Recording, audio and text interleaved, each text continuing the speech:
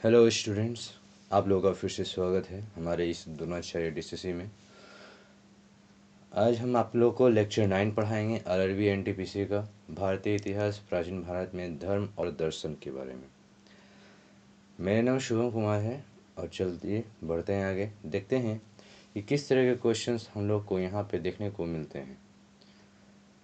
आप लोग से जो भी नए विद्यार्थी हैं इसमें, उन लोग से रिक्वेस्ट है कि आप सभी जो हैं हमारे चैनल को सब्सक्राइब करें, लाइक करें, शेयर करें तथा वैसे क्वेश्चंस आप लोगों को क्लास के समय में दिया जाता है उसको आंसर जो है हमारे कमेंट्स में ज़रूर दें। तो बढ़िए बढ़ते हैं आगे और देखते हैं कि क्या है इसमें। पहला क्वेश्चन जो है आप लोगों का है कि न्याय दर्शन का मुख्य उद्देश्य क्या था। तो न्याय दर्शन का मुख्य उद्देश्य जो था वो है तर्क द्वारा सत्य का अनुसंधान करना। तर्क द्वारा सत्य का अनुसंधान करना कि न्याय दर्शन में तो हम लोग तर्क करते हैं एक दूसरे से बारे में। एक विद्वान दूसरे विद्वान के साथ मिलकर अपनी बातों को साझा करते हैं, नए नए ज्ञान का उपज बनाते हैं। ठीक है, आगे की ओर बढ़ते हैं। अगला क्वेश्चन है कि सांख्य दर्शन के संस्थापक कौन माने जाते हैं। सांख्य दर्शन के जो संस्थापक हैं वो कपिल हैं। ठीक है, अगला क्वेश्चन है योग सूत्र की रचना किसने की। योग सूत्र की जो रचना है वो पतंजलि ने की। योग सूत्र की रचना पतंजलि ने की। ये अभी वाला जो पतंजलि चल रहा है वो पतंजलि नहीं है, पुराने समय में जो है पतंजलि भी हुआ करते थे तो उन्होंने की है। ठीक है, अगला क्वेश्चन है चार्वाक दर्शन किस विचारधारा पर आधारित है। तो चार्वाक दर्शन जो है उसकी विचारधारा भौतिकवाद हुआ करती थी, भौतिकवाद हुआ करती थी। ठीक है, अगला क्वेश्चन वैशेषिक दर्शन का मुख्य तत्व क्या है। तो वैशेषिक दर्शन का जो मुख्य है वह परमाणु सिद्धांत है। परमाणु सिद्धांत का तात्पर्य ये होता है कि हम छोटी से छोटी बातें, जिस बातों का एक महत्व होता है उसके बारे में जानकारी का हासिल करना, इसी को बोला जाता है। अगला है ईसाई धर्म के संस्थापक कौन थे। ईसाई धर्म के जो संस्थापक थे वो ईसा मसीह थे, जिसको हम लोग चर्च में देखते हैं, जिसको वहाँ पे टांग दिया गया है ऊपर में, उन्हीं का नाम जो है ईसा मसीह हुआ करता था। ठीक है ना, और आज के समय में उन्हें माना जाता है, इसलिए माना जाता है कि लोगों को उस टाइम में ये कहना था कि ये जो है भगवान के पुत्र हैं। ठीक है ना, ये भगवान के पुत्र हैं, इसीलिए इनको पूजा जाता है। ठीक है, अगला क्वेश्चन है इस्लाम धर्म की पवित्र पुस्तक कौन सी है। तो इस्लाम धर्म की पवित्र पुस्तक जो है वो कुरान है। ठीक है ना, उनकी पवित्र पुस्तक कुरान है। अगला क्वेश्चन है बौद्ध धर्म के संस्थापक कौन थे। तो बौद्ध धर्म के जो संस्थापक थे वो गौतम बुद्ध थे। बौद्ध धर्म के संस्थापक गौतम बुद्ध थे। अगला क्वेश्चन है कि सिख धर्म के पहले गुरु कौन थे। सिख धर्म के पहले गुरु जो हैं वो गुरु नानक थे। गुरु नानक जी जो हैं वो सिख धर्म के पहले गुरु थे। अगला क्वेश्चन है यहूदी धर्म के प्रमुख ग्रंथों में कौन शामिल है। तो यहूदी धर्म के प्रमुख ग्रंथ में जो शामिल हैं वो हैं तोराह। तोराह, ठीक है ना, ये बहुत ही पुराना यहूदी धर्म के प्रमुख ग्रंथ हैं। अगला क्वेश्चन है कुल कितने वेद हैं। तो कुल जो है 4 वेद हैं। ठीक है ना, 4 वेद हैं हमको। उसमें से कौन कौन सा वेद है। पहला है अथर्ववेद। ठीक ना, अथर्ववेद। दूसरा है यजुर्वेद। यजुर्वेद, ठीक ना, यजुर्वेद। सामवेद, थोड़ा सा उल्टा पुल्टा लिखा गया है मेरे ख्याल से। ठीक ना, अथर्ववेद, यजुर्वेद, सामवेद और ऋग्वेद। ऋग्वेद शायद ऊपर में होता है क्योंकि यही हमारा सबसे पुराना ग्रंथ है। ये 4 वेद हैं। ठीक है दोस्तों, आगे बढ़ते हैं। अगला है किस उपनिषद में आत्मा और ब्रह्म की एकता पर जोर दिया गया है। तो कौन सा उपनिषद है जिसमें कि ऐसा कहा गया है? तो ईशोपनिषद। ईशोपनिषद में जो है भगवान से जुड़ने का साधन बताया गया है। साथ ही साथ जो है ये भी बताया गया है कि कौन से ईश्वर किस तरह से और किन किन चीज़ों का उनके पास बल हुआ करता है। आगे देखिए, अगला है भगवत गीता महाभारत के किस पर्व में आती है? भगवत गीता जो है वो महाभारत के भीष्म पर्व में आती है। एक भीष्म पर्व होता है, उसी पर्व में जो है भगवत गीता महाभारत आती है। ठीक है, अगला क्वेश्चन है पुराणों की कुल संख्या कितनी है? पुराणों की कुल संख्या जो है वो 18 है। 18 पुराण है। 18 पुराण है। आप लोग हमें ये बताइएगा कि ये जो पुराण है ये कौन कौन से हैं? ठीक है, कौन कौन से पुराण हैं? ये कौन कौन से पुराण हैं? ये हमारे कमेंट बॉक्स में जो है लिखकर आप हमें भेज सकते हैं। आगे की ओर देखिए, रामायण के रचयिता कौन थे? तो पिछली क्लास में आप लोगों को बताया गया था, ठीक ना? क्या बताया गया था कि रामायण के जो रचयिता थे वो महर्षि वाल्मीकि थे। वाल्मीकि नहीं, वाल्मीकि, महर्षि वाल्मीकि थे, है ना? रामायण के रचयिता कौन है? महर्षि वाल्मीकि हैं। अगला क्वेश्चन है कि धर्मशास्त्रों के अनुसार अहिंसा का सर्वप्रथम उल्लेख किस ग्रंथ में मिलता है? तो अहिंसा का सर्वप्रथम उल्लेख जो है वो जैन ग्रंथ में मिलता है। ठीक है, जैन ग्रंथ में जो अहिंसा का सर्वप्रथम उल्लेख मिलता है। आगे देखिए, 5 महाव्रत किस धर्म से संबंधित हैं? 5 महाव्रत जो है वो जैन धर्म में संबंधित हैं। इसमें 5 महाव्रत हैं, ठीक है ना? जिसके कारण जो अगर उसको अपने जीवन में अप्लाई किया जाता है तो आप जो है जैन धर्म से जुड़ जाते हैं। जैन धर्म के आप जो है कानूनों को मानते हैं। धम्मपद। धम्मपद, ये धम्मपद किस धर्म का प्रमुख ग्रंथ है? तो धम्मपद जो है वो बौद्ध धर्म का प्रमुख ग्रंथ है। ठीक है ना, बौद्ध धर्म का प्रमुख ग्रंथ है। ठीक है दोस्तों, आगे की ओर देखिए, ईश्वर का कोई रूप नहीं होता, यह सिद्धांत किस धर्म में प्रमुख रूप से माना जाता है? तो इसका जो है इस्लाम में माना जाता है। ठीक ना, इस्लाम में ही ये जो है बात कही गई है, ईश्वर का कोई रूप नहीं होता है। हम लोग भी जो है हिंदू धर्म में इस चीज़ को मानते हैं, ईश्वर का सच में कोई रूप होता नहीं है, वो एक तरह का ऊर्जा है। आगे देखिए, अद्वैत वेदांत के प्रवर्तक कौन थे? अद्वैत वेदांत के जो प्रवर्तक हैं वो शंकराचार्य हैं। ठीक है ना, शंकराचार्य। अगला है भक्ति आंदोलन का प्रारंभ किस शताब्दी में हुआ? भक्ति आंदोलन का जो प्रारंभ है वो 12वीं शताब्दी में हुआ है। 12वीं शताब्दी में हुआ है। आगे देखिए, संत कबीर किस भक्ति परंपरा से जुड़े थे? संत कबीर जो हैं वो निर्गुण भक्ति की परंपरा से जुड़े हुए हैं। ठीक है, निर्गुण भक्ति के परंपरा से जुड़े हुए हैं।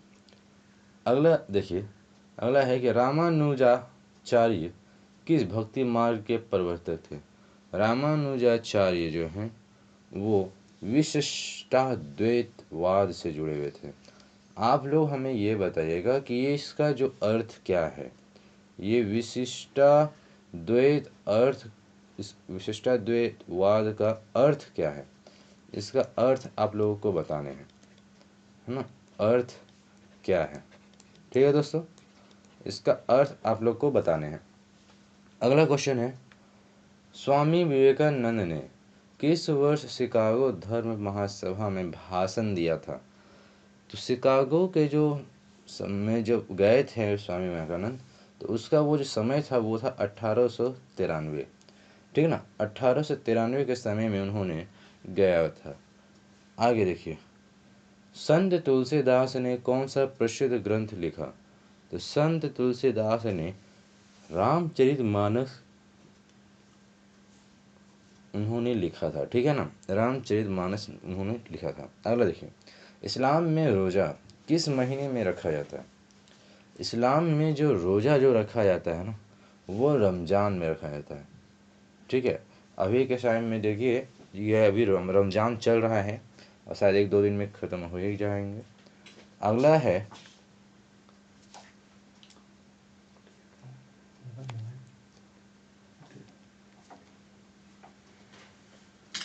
ठीक है ना, तो बौद्ध धर्म में निर्वाण का अर्थ क्या होता है?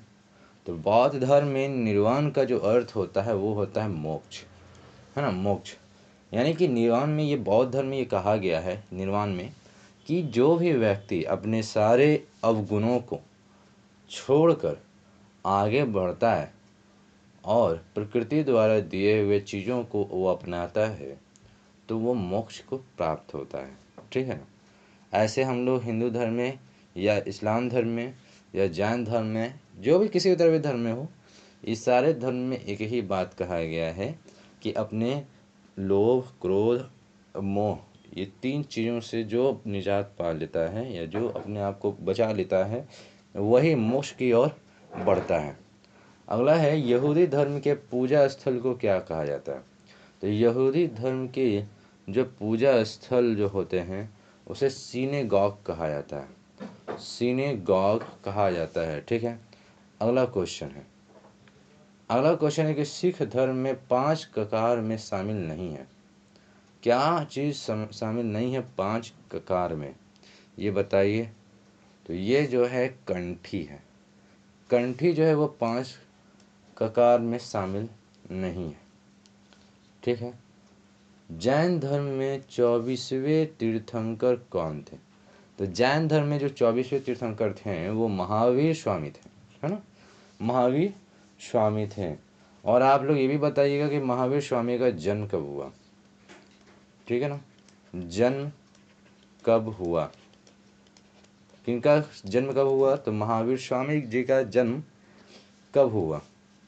अगला है, गुरु ग्रंथ साहिब में कितने गुरु की वाणी संकलित हैं? तो इसमें जो है 10, ठीक है ना। गुरु ग्रंथ साहिब के कितने गुरु के वाणी संकलित हैं? तो 10 गुरुओं के वाणी संकलित हैं।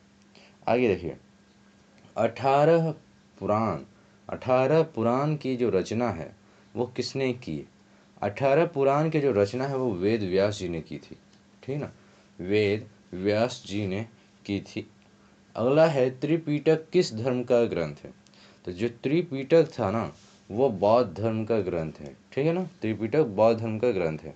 अगला देखिए, रामायण का तमिल संस्करण कब, रामायण यानी कि कब बना रामायण, कंब रामायण किसने लिखा है? तो कंब रामायण जो है वो किसने लिखा है? तो कंबन ने लिखा है। देखिए कितना अच्छा से याद हो जाएगा, कंब रामायण, कंबन, कंबन कौन? कंब रामायण, ठीक है। अगला देखो, अगला क्वेश्चन है, ईसाई धर्म का पुराना नियम किस भाषा में लिखा गया है?